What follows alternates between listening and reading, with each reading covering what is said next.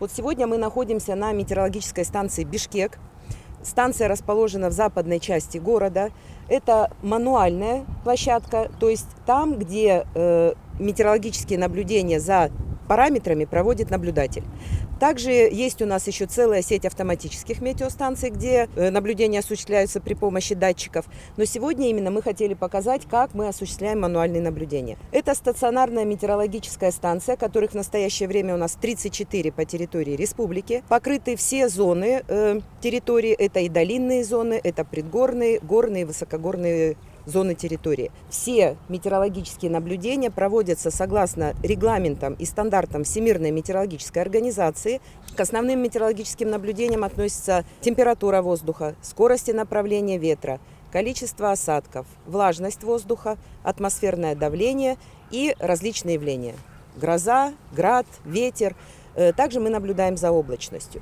И вот на этой площадке как раз-таки располагаются в том же порядке, которые по стандартам Всемирной метеорологической организации, располагаются различные средства измерений за теми метеохарактеристиками, о которых я сказала выше, вот за которыми мы наблюдаем 8 раз в сутки. Жерде срочный термометр. Жерде 4 термометр турат. Бирөөсү 0,5 сантиметр, 10 сантиметр, 15 сантиметр, 20 сантиметр. Бул жерге деген келгенде муну ачыш деп айтат. Книжкага жазылат. Андан кийин бул жердин состояниясына байкоо жүргүзүлөт. Кургакпы, нымдуубу, кандай экен. Бул будка дүйнөлүк стандартта негизи бул киши жакта жогоруда айтып кетпедиби? 2 метр бийиктикте турат баардык станцияларда. Бул психрометрический будка деп аталат. Бул будка 2 двухслойный жалиш дем алып турат да абада.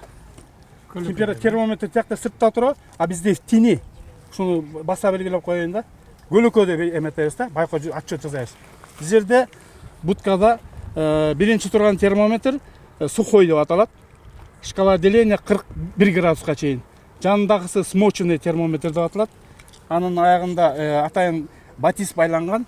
Экөөнүн жардамы менен таблица аркылуу абанын нымдуулугу аныкталат. Ылдый жагында минималдуу термометр, ал абанын эң аз ылдыйкы минималдуу температурасын өлчөйт.